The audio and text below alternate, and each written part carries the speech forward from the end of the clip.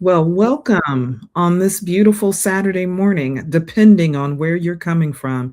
It has been a while since I've been on. Of course, we've had the holidays, Christmas, New Year's, and just time with family that is always welcomed in this season. And so I pray that your Saturday is going wonderfully. I have a guest here today with me that we're going to talk about our diets. We're going to talk about losing weight. And each year we all have different goals. I know for myself, I usually will have a goal. And I love to think about activity, whether it's walking or deciding to do strength training, all of those things matter. Yet, why is it that we tend to fall off of our goals? The end of January, February, we're back to our old ways. And so I believe that when we're wanting to focus on shifting the way our health looks or what we're accomplishing, we want it to be sustainable and not just a quickie. I'm focused for 2 days and then I've fallen off. And so my guest here is Miss Naomi Adek. And Naomi is a registered dietitian, and she gives nutrition based weight loss tips, recommendations. She will walk with you. I don't want to say too much because I want her to be able to share these things. If I could share quickly with you, she has a program that helps women lose the belly. How many of us out there have struggled with the belly weight? She has a way that you can actually begin to accomplish the goals and see the results that's needed. And so I want to just quickly turn this over to you, Naomi. Tell us a little bit more about you. What is it that brings joy to your heart? Tell the people who Well, you are. Tina, thank you. Can you hear me okay, right? Yes, yes. Good. So, thank you so much for having me today. A little bit about myself. I am a mom of three. I think that's kind of the biggest thing in my season right now. Mhm. And we've talked about this before. And I'm a mom of three beautiful children, very strong willed. I always say that I've never had a baby talk in my house. They started talking, questioning, and discussing, and being very analytical. So, I'm blessed to be their mom. It comes with its share of challenges, but I'm blessed to be their mom. Uh, Mhm. my free time, I really don't have free time. It's children, work. I do work for a state center here in El Paso, Texas, and I'm also involved in my church, my local church, and I'm blessed to also have good friends that I tend to hang out with. Thursdays, sometimes Fridays. So I just circle around children, school, their school, my work, church, and church friends. Mhm. Okay. Yeah. So So what was it that caused you to pursue nutrition? okay, so that's a good question because somebody asked me this question the other day, and it's a long story because it dates back to high school. So I grew Mhm. up. I was raised in Kenya, um, and the system of education is a little bit different there than here. It's kind of more or less the same, but it was different. Now they're kind of making it the same. So when I was in my second year in high school, what we used to do is the government will have all the high school students choose a career in second year of what they want to do when they go to campus, to college, to university. So I was there trying to come up with, they want you to choose three things that you want to pursue in your university days. And my parents were teachers and my dad was a pastor. And I knew I don't want to be a teacher. Because they used to bring work home, marking schemes and all those things. And I was like, I don't want to do that. But God has a sense of humor because I'm teaching and it's funny. But then I had a cousin who was in college that time, and I was asking him, "What do you think I can do? I want to do something that deals with children and mothers and all that." And then he tells me there's this new field. By then, the nutrition field in Kenya was very new at that point because all we knew is what we used to call the home science, just studying how to manage the home. But they really hadn't gotten into the clinical side of it. Okay. So he explained to me what it was and what I needed to do, and I was sold. because at that point, my young brain is growing up in a Christian home. I wanted to be a missionary. How, I don't know, but because and that's why I was choosing something that was dealing with children and women, because I knew once I get into the mission field, I want to use my education. I don't want to do something that I can't use in the community, something that I Right. can't use in the home. And that's how I ended up being in the nutrition field. But then little did I know that it was much bigger than that. My parents were like, why do you want to be in the kitchen for the rest of your life? And they couldn't understand why I want to go to school to study being in the kitchen. I'm like, no, it's not being in the kitchen, mom. It's a lot more than that. I didn't even understand it fully myself that time. But Mm-hmm. that's how I ended up being a dietitian. And when I moved over to the US, a lot of people would be like, nursing has a lot of money. Come on, be a nurse, all that. And yes, that's true. Nursing has a better pay in most of the times. But I registered for a nursing program and I looked at the fee structure. I looked at the content of what I'm going to be studying, and I'm like, this is not what I want to do. I don't want to spend almost 100 grand going to nursing, and it's something that I don't want to do until I can't do it anymore in my life. Yeah. So I went back to my nutrition, and I ended up pursuing a master's, and I ended up training to be a nutrition-based weight loss coach. And then there's a lot of that happens. There's a lot of education and teaching. So my parent kind of won because I'm still a community educator at the end of the day. Yes. So Yeah. that's how I ended up in the nutrition field. That's amazing. But Yeah, it serves a purpose that, hello, that reaches so many more people, yeah. you know? Yeah, and the I good thing with it is nutrition, you can use it anywhere. You can use it in design, you can use it in academia, you can use it in the pastoral, you can use it in church, you can use it in the corporate world, you can use it in engineering, you can use it anywhere. Like it is so versatile, and I love it. It has its challenges, but I don't think I would choose any other career. I'm grateful God allowed me to make that choice. Okay, so let's talk about, thank you for sharing that. Let's talk about how you help women lose weight and inches off their waist without dieting. Am I Yes. just diving too in deep in it to it already? Yes, you and you're right on point. That's awesome. Hmm. Because just before I can tell you how I help them, I want to tell you the background of why. Okay. Because and I think I was thinking about it a couple of years ago, and I was like, God, I wanted to be a missionary. What happened with this thing? And I had this vision of running children's homes and things like that. And it dawned on me, being in the marketplace as a Christian and as a woman who is dealing with weight, I I kind of am doing that. Because then when you touch a woman, you're touching the family, you're touching the household, you're touching the community, and there's a lot that comes in that. And years ago, when I moved over here, I started having babies. I had my first daughter 13 years ago, and I was very tiny, if I can use that word. Growing up, I was picked on for my size, and I had to be very feisty because I had to defend myself. But I was Hmm. very tiny and petite, and I took that for granted for many years.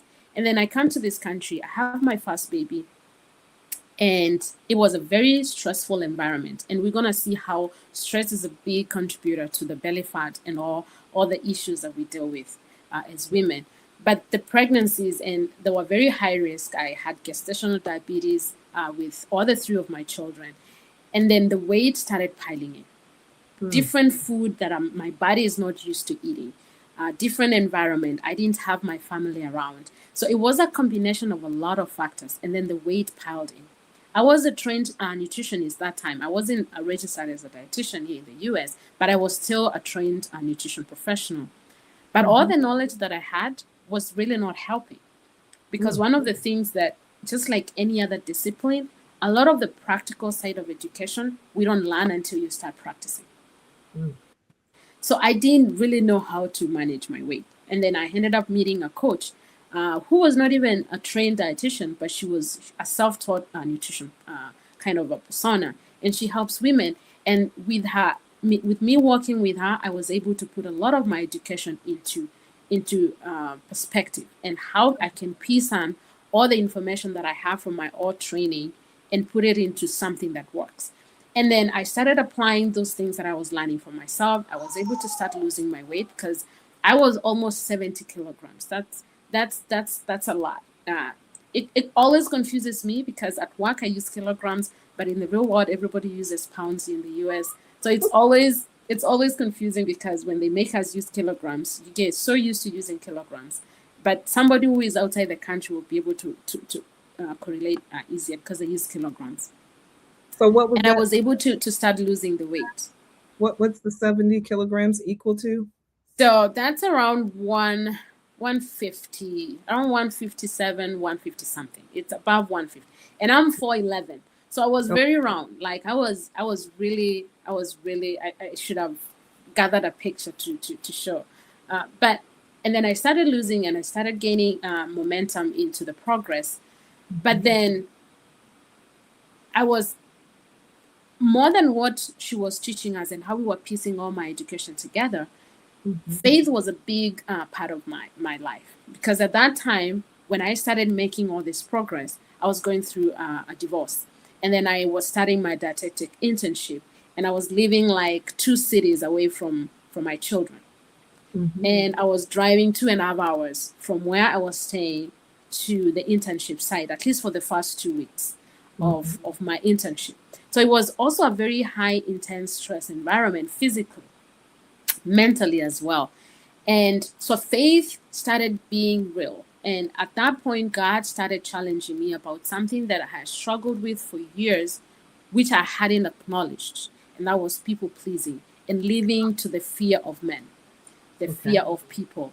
And I started seeing how it was working against every aspect of my life. The choices that I was making, even at the point where I was at that time, a lot of the choices that I have made in life was so engineered into the idea of people pleasing that I just didn't even like what I call the practical atheism.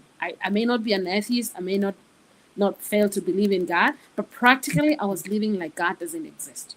Mm, And I knew all about God. I grew up probably at the hospital. My dad might have been reading a Bible. mhm. Because I grew up doing Bible studies at home. And if you start dozing, my dad would be like, go to the bathroom, wash your face, and come back. Like it Yeah. was that stringent. It was that tough. And I grew up in that. So I grew up knowing the Bible. But Yes. the relationship that needed to come in as one savior, Lord, and all that, it wasn't really showing in my decision making and in my actual living.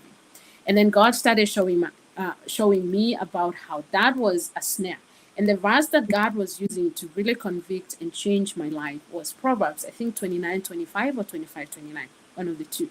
Is like the fear of man tended to a snare, but the fear of the Lord is it's something extra. But that part caught my attention. Yeah. And a snare, I understood what a snare is because back where I grew up, we used to catch rodents all the time. So on the Mm, fences of our farms, we will put the snares. We will put a wire or a mesh where the rodents come into the farm to spoil the crops. They will put their nets into it and they will be caught. So we will come and catch them. So when that snare imagery came to my mind, I was like, that's what I've been doing all my life. I've just mm, been putting a sling on my neck and I've been holding myself into the slaughterhouse.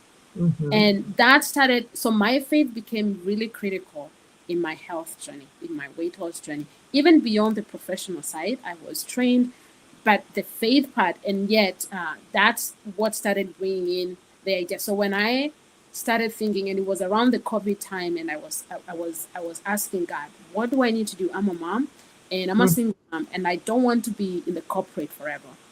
What I didn't consider myself business savvy, but then I was like, what can I do? And I was like, the idea of working with women, maybe this is my mission field, mhm. working with women. And I started calculating all these things. But then my journey became pivotal because when I started losing my weight, and I was like, this is possible.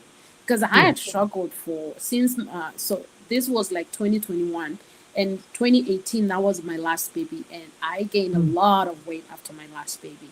And it was mhm. just hard coming out. And then I still had gestational diabetes before I delivered. But then after delivery, I started having high blood pressure. And then I Mm. had fibroids, and all these conditions were coming in, and I'm like, I don't know. So when God brought this lady to my life, and then He started opening my mind to the health, to the faith, and how I can integrate my faith. It doesn't have to be separated from my health. And because a Right. lot of the time we are very, as Christians, we are very wary of talking about health and fitness and taking care of our bodies, because then we think that's too natural and too physical. We should be concerned with the spiritual and all that. But it's so spiritual to take care of our bodies. It's Yes, it stewardship. is. And the pages of scripture are colored with how God talks about food, talks about our bodies, talks about obedience, and food is the second thing that is put into the word of God, because in Matthew 4:4 it talks about man shall not live by bread alone, but by every word that comes out of God's mouth. So food is, it's pretty close for sustenance. So the only other thing that we can live without is God Himself. Mm.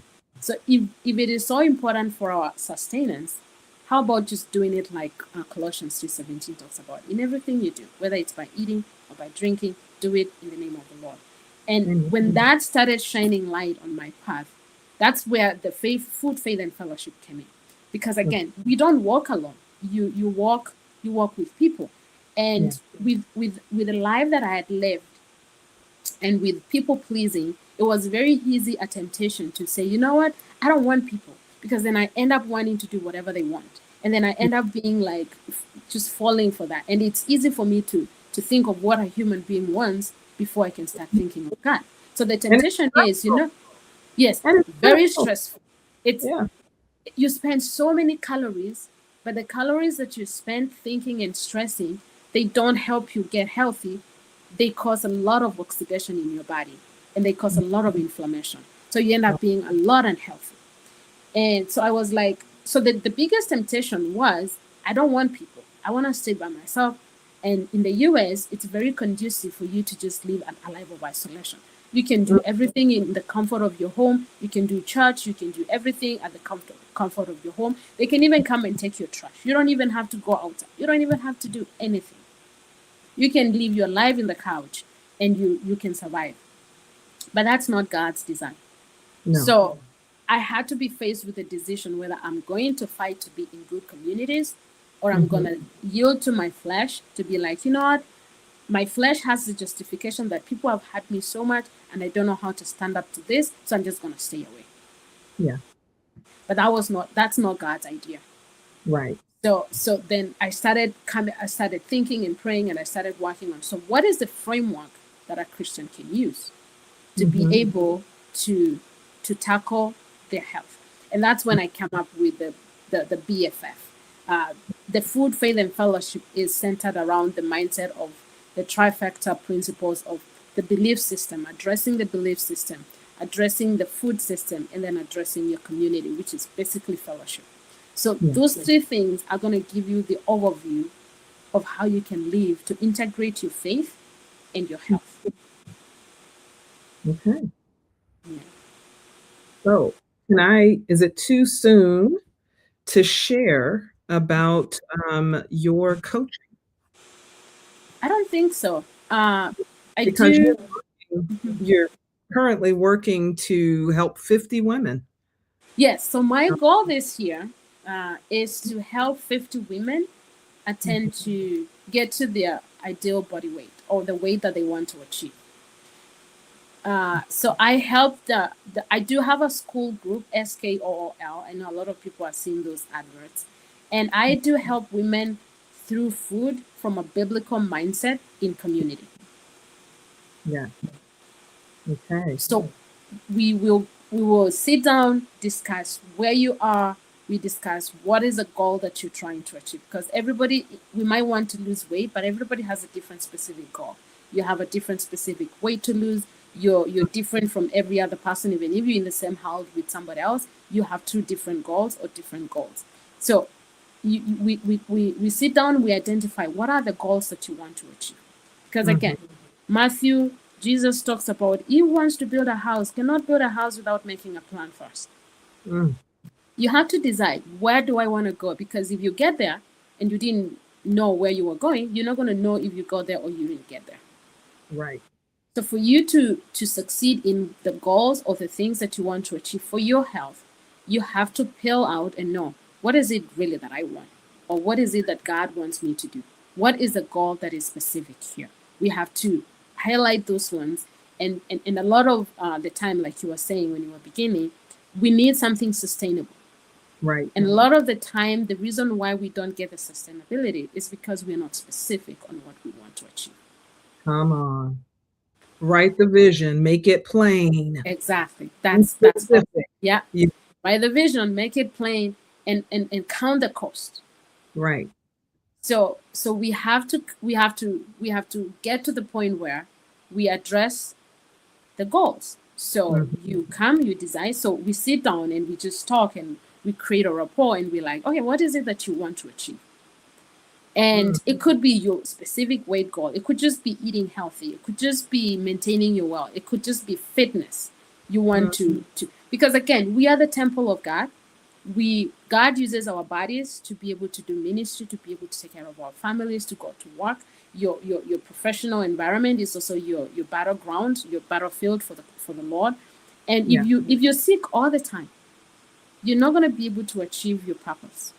Mm-mm. If you're staying in your closet and you're wondering, how do I dress to hide this belly? For 2 hours before you go for church, before you go for a community event, before you even go to work, you're like, instead of that time, 2 hours of what am I dressing? Or you're going for a community engagement, or you're going to meet some girls that you're mentoring, or you're going for a speaking engagement. But the Mhm. 2 hours before you leave the house, you're wasting. You're not even eating breakfast. You're just wondering, what am I going to wear? I don't look good. I don't like the way I look. And it's a Mm. battle a lot of us do privately. Wow. And we do know that sin thrives in privacy. Mhm. So we there's a lot of guilt and shame, and there's a lot of shaming around the Christian body. And you're like, you should know better. You shouldn't be struggling with your mindset. You should, but we do struggle. Yeah. We do struggle. And the biggest thing that God has taught me is to understand there's only one Christ. Christ is the only perfect. Christ is the only, and that's why he had to come to die. So if I'm not acknowledging my weaknesses, I'm very proud at that point. Mhm. And Jesus didn't have to come and die. So when we don't acknowledge our struggles and expose them, we're gonna struggle them in darkness for a very long time. Wow. We have to get the courage to expose those dark places. Of course, Mm. you're not going to stand in the pulpit and share the dark places. You start from where you are, Yeah. talking to your family, somebody trusted in your family, or just acknowledging it loudly to yourself and say, I'm Oh, struggling with this part. God, let's talk about it. Because yeah. sometimes it's the silent prayers also that we pray. We don't acknowledge them verbally. It's something that happens when you talk to God verbally, like audibly, and you're like, this area is a problem. Let's kind of see where to come in this, and so we have to identify what is the goal. What is the goal that we are trying to achieve, and Mhm. then you want to take care of that body, and we want to start shying away from the idea that if I'm talking about my eating and my weight and my discipline in eating, I'm being too fleshy. It's not being fleshy, because if you're spending 2 hours concerned about the flesh or the body, then probably that time maybe you would have been praying. How about we deal with that so that we can get into the spiritual then? Yes. So that's how I look at it. And then once we kind of know what specific goal that you want to achieve for the year, then you're Mhm. looking at, why do I want to achieve that goal? Now we start getting into the zoning in on the details, and that's where we start counting the cost. That's where Matthew comes in and says, if you do not count the cost, you're gonna get in the middle and you don't have the finances, the materials to be able to build that house. And then you Mhm. become like the foolish guy who went and started building on the sand because it was easy, and before you know, the storms are coming and everything is coming in and the house is going to fall apart. Mm. So you have to zone into your why. Yeah. Why am I trying to lose 5 pounds this year? Mhm. You have to identify what is at stake. And it's a model that I call assigning value that has a pain model in it, because the brain doesn't like pain. So the brain want to go away from pain as much as possible. So Mhm. it wants to cost out and wants to stay in the cozy. But my why, it has to outweigh the pain. So what I mean is, for example, I want to lose 20 pounds because I'm struggling with my blood pressure. I'm struggling with unregulated sugars. I'm struggling with this and this and this. So if I lose this, eventually I'm not going to be able to go on medication for diabetes. I'm not going to start taking medication for blood pressure. So does the pain of you taking blood pressure medication supersede you putting in the discipline today?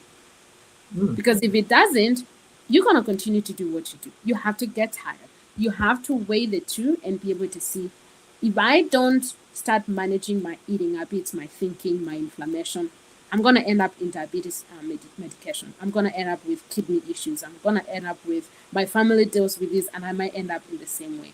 So when you see that, the pain of that, if it outweighs the pain of you trying to discipline your eating, you're going to discipline your eating, because what is at stake is much more painful than what you're going to commit to now. So when you assign value, so the value, the higher the value of that thing that you want to achieve, the more pain you're willing to invest now to avoid the higher pain in future. Yeah. But if we don't assign those values, but it only comes when we are specific. Why do I want to achieve this goal? Because if I don't do it, this and this and this and this is at stake. And that is what reminds you. Because what happens, especially with with weight loss, you lose the first 5 pounds, you get immense benefits. Even the academia will tell you a loss of 5 to 10% has a great improvement on your blood pressure, your sleeping, your daily energy, and all those. But then what happens? Remember the pain issue. The brain doesn't like pain. So you will be motivated when you have the pain, when you're having the knee pain, when you're having the sleepless nights, when you're having your the sweat nights and all those things, and you're waking up like a 18 wheeler rolled on you and just left you for the dead, because your body is not regulated at all. Not but then the you lose. Say that again. not the 18-wheeler. Yeah, you feel like what 18 wheeler just stepped on me and left me for the dead. But it's because your body has a lot of weight it's carrying, both inflammatory and also physical weight. And you start losing the 2%, you lose 3%, you lose 5%, and the pain starts to go away. You feel lighter in your knees, you feel this in your knees, and then your brain starts relaxing because there's no pain. The pain has reduced.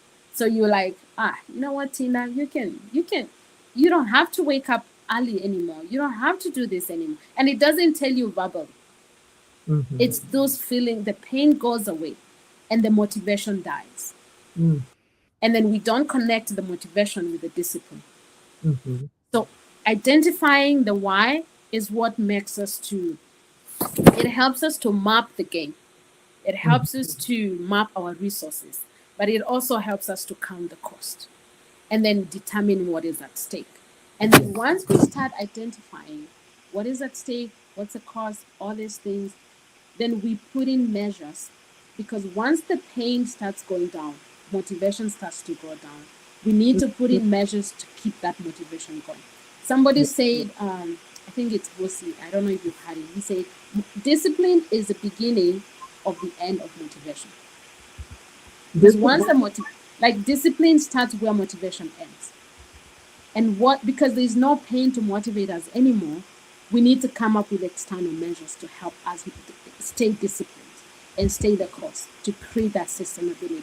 They say, I never get it right any time, but they say it takes probably 21 days to create a new habit, to 35 days probably to make it a discipline, and then 75 days to make a lifestyle. I don't know how they follow it, but it takes time. The idea of what I'm trying to say, it takes time. So before we can get to what we call subconscious competence, where like brushing your teeth today, you don't think about it. When you were first starting to drive, you were holding the steering wheel with 2 hands. You could not even look on the side. You couldn't even put your radio on the car because you're going to be distracted. And now you're at the place where you're not even thinking. Sometimes you ask yourself, how did I get here?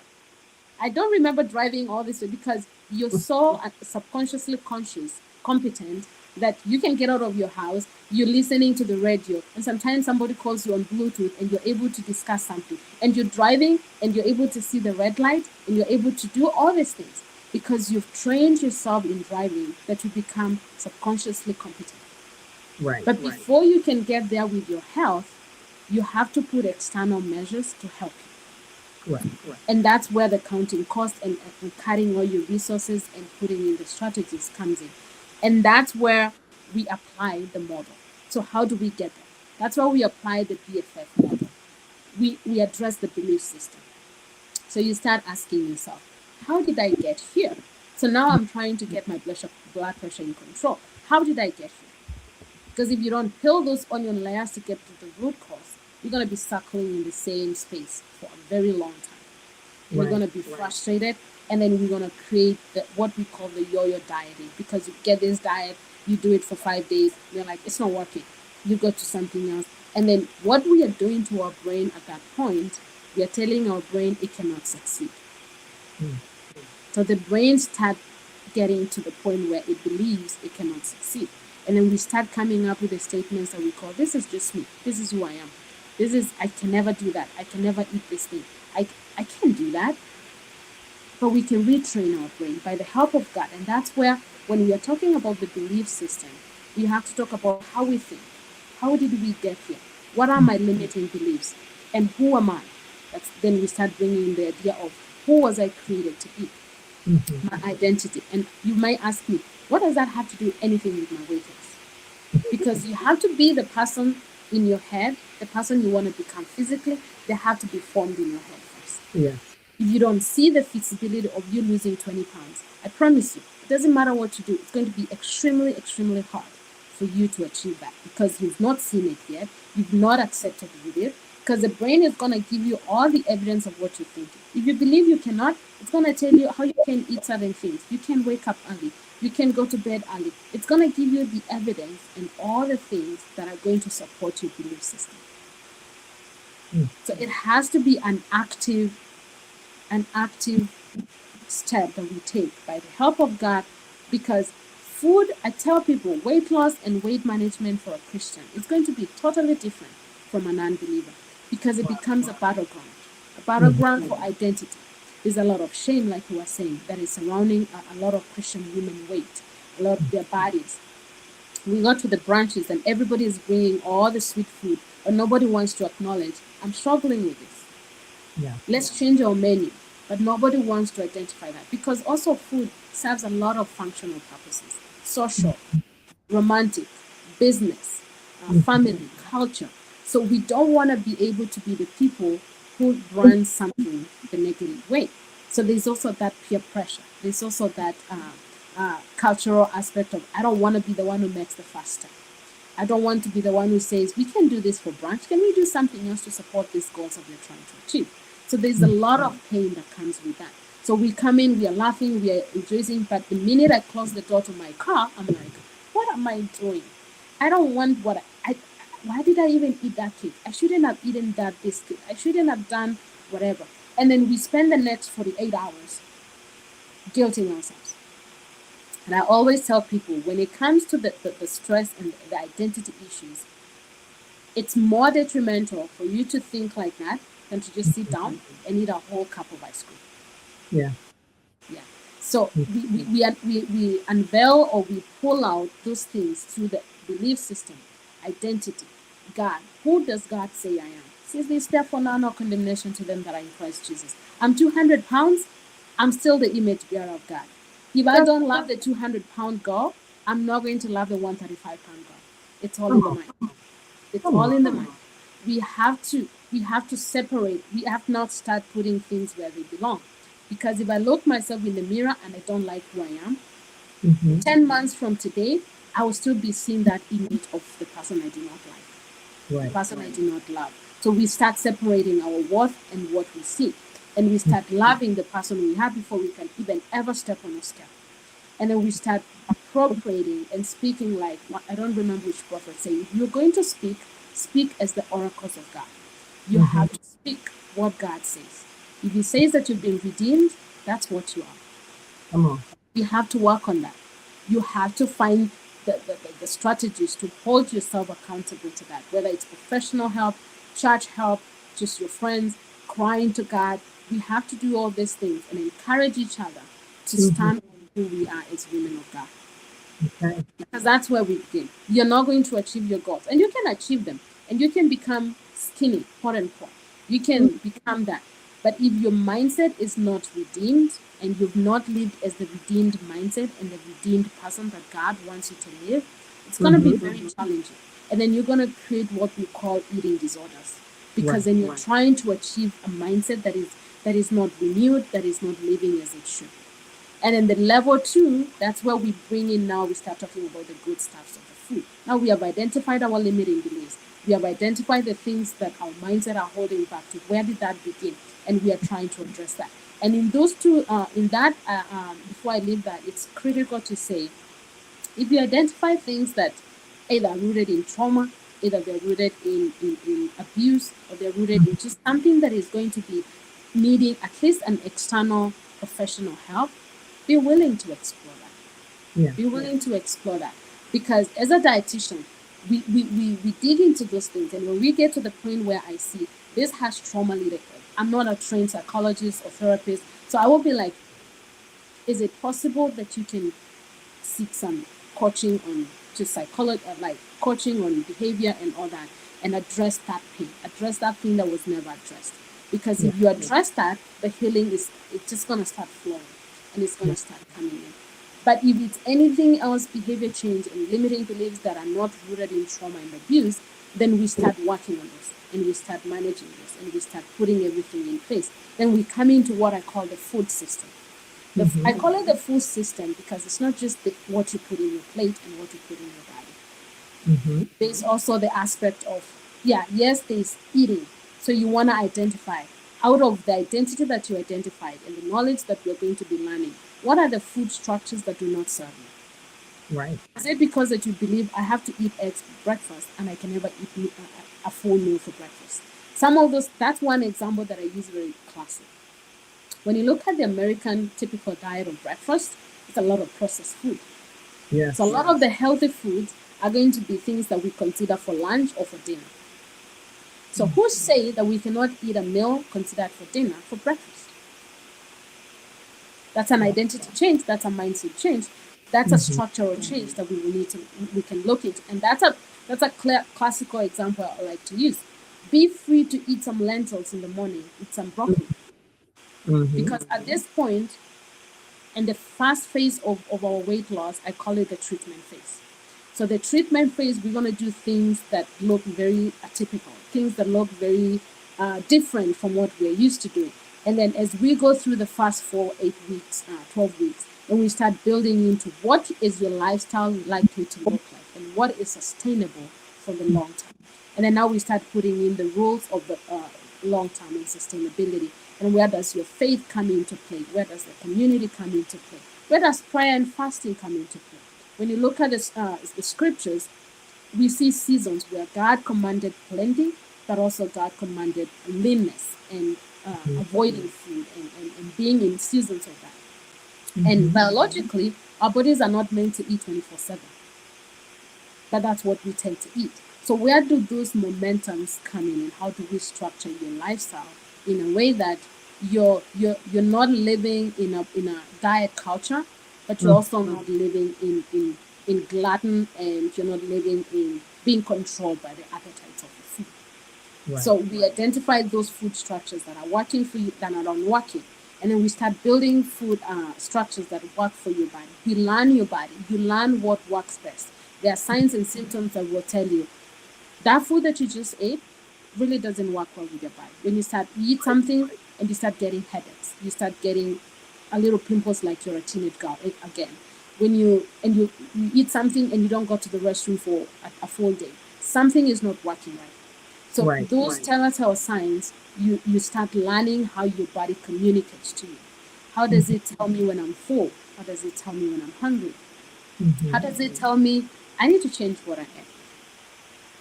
If you're eating 3 times a day to the minimum of an American lifestyle, but you're going to the restroom every other day or 3 days in a week, then something is wrong, because Right. we understand the manufacturing system where you have the input, you have the production, and you have waste material and a product. If you're not removing the waste through fecal matter, then where is it going? It means it's getting stuck in your intestines. That Yeah. is causing all the inflammation. So we identify those things that are not working for you, replace it with things that are going to work for your body. But then we also factor in things like it's a system. Your sleep hygiene. How are you sleeping? If you're not sleeping well, your hormones are not going to be regulated. If you're not sleeping well, your body is not healing itself. Mm-hmm. And if you're living in a lifestyle where it's really hard to achieve good sleep and good rest, how does that come in into health? What is God saying that you drop or you pick?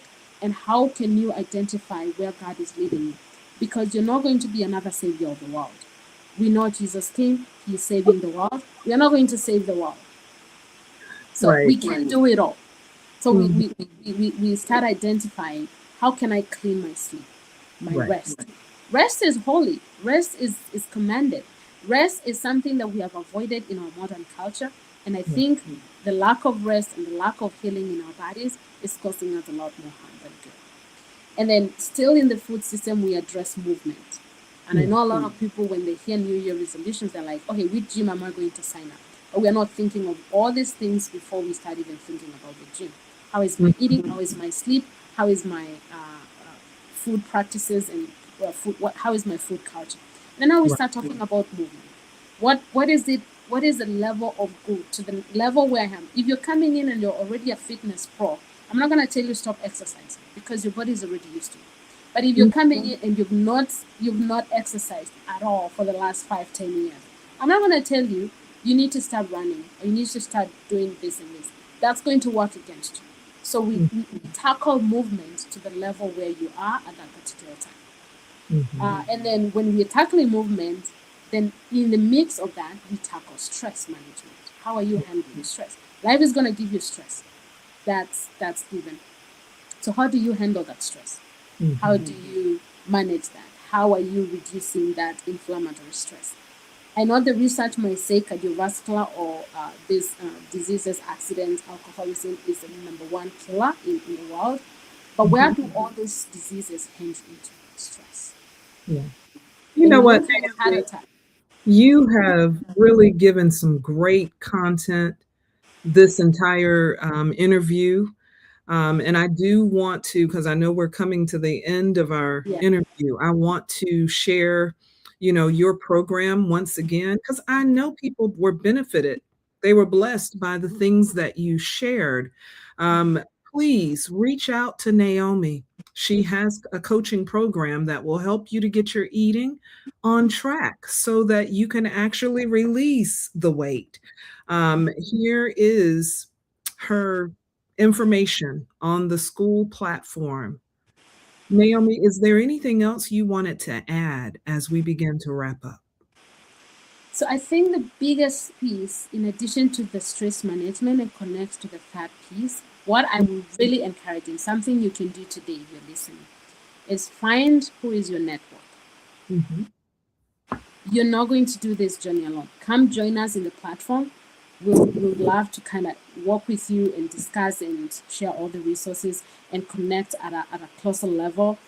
Mhm. But even beyond the professional help, nutritionally, behavior wise, mentally, beyond that professional help, you need a close knit network. One of the Mhm. things I'm going to encourage you to do is think of one or two people that God might be bringing your way this year Yeah. that you want to connect with at a very personal life. I know there's a lot of church hurts. We cannot live like we don't acknowledge that part. And I know a lot of people are like, why bother? Why they're just gonna step on my toes, or I'm just tired. I can't do this anymore. But it is biblical. It is God's design for us to live. Iron sharpens iron. You need somebody to two are better than one. The Bible says you need to identify who is my corner. And two things that you need to start learning, if you've not already learned them, is how do I become a network? Because our network is our net worth, they say. And I think there's a lot of truth into that. But a lot of the time, we get into bad friendships and relationships, whether friends to friends or even familiar, because we are not the network ourselves. We have not done the work inside ourselves to be the person we would want to see in a friendship, in a community. So we have to work on that. And as we work on that and as we talk to God, what are the things? Is it my communication? Is it just my mood swings? Is it whatever makes me not attract the right people? And then with that, you start identifying. So how can I identify a healthy community? Because not everybody you're going to come into contact with is going to be healthy for you. And Mm-hmm. how do I identify? How do I be able to bridge expectations so that I avoid being hurt in communities? And that Mm-hmm. becomes the main job, because if you are settled in God, and it circles back to to the belief system. When Mm-hmm. I'm dealing with the question of who I am and whose I am, it's going to help you relate in a community in a way that, yeah, you can feel pain when somebody does something bad to you, but it's going to shield you from breaking and crumpling in the weight of expectations of friendships and what you need to receive from other people. And then it also helps you give you 100%, even when you're not receiving 100%. So that's one area that we're going to do better in 2026, and helping each other in the Christian circles be really the message of Christ. It's Mm-hmm. people. I'm not going to expect for you to be something that you're not supposed to be, because we're not supposed to be God. God, Yeah. you can serve the purpose of God in my life. But when we come together, understanding those like mindedness and knowing where we step and where is your boundary and where is my boundary, we form a community. And when you look at John 17, it's really the heart of Jesus before he goes up to heaven. Help them to be one so that the world may know. And that's Yeah. where we've created a lot of loopholes to the world, because they see us and like, these people hate each other. Why do I even care to join them? You know? And that's where the wounding and the stress also kind of exacerbates, because people are now getting their community in phones and electronics, but not from human connection. But that human connection is going to be extremely important with your health journey this year, and your weight loss, and even generally just being healthy. Okay. Yeah. Well, thank you again for being with us today. Again, everything that you shared was so rich, you know, biblically sound, but also you just provided, I think, some keys that will help people to actually accomplish, you know, their health goals for 2026. So again, I encourage you all, reach out to Naomi, allow her to assist you in your health goals. You're going to see results. And so we bless you until Thank next you. time. Thank you, guys. Thank you. Bye. Thank you.